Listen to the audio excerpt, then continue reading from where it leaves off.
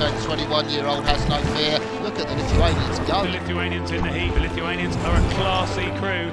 It's still the medal position. It is just going to be Lithuania. The Lithuanians cross the line. They will be in Paris too. Neeilinis sportas. Daug laiko būni gamtoje, daug laiko saulėje. Kažkoks jisai kitoks ir tas patiko man.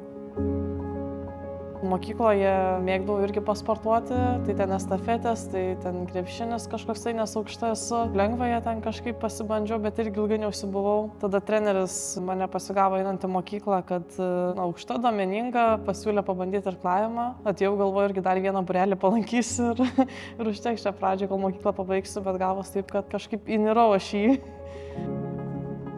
Ilgai ieškojau, kur stoti. Pasirinkau Klaipėdoje, nes visada norėjau čia gyventi, tai iš pradžių atvažiavau pagyventi ir tada nusprendžiau, kad gal čia ir galima pabandyti stoti, mokytis.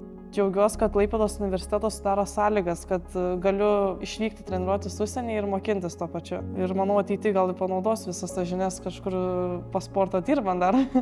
Niekas nežino, kur nuves kelias pas sportą. Daug kas sako, kad reikia būti bepročiu, kad pamėgtum tą sportą, nes yra labai sunku. Ne kiekvienas gali paimti ir padaryti.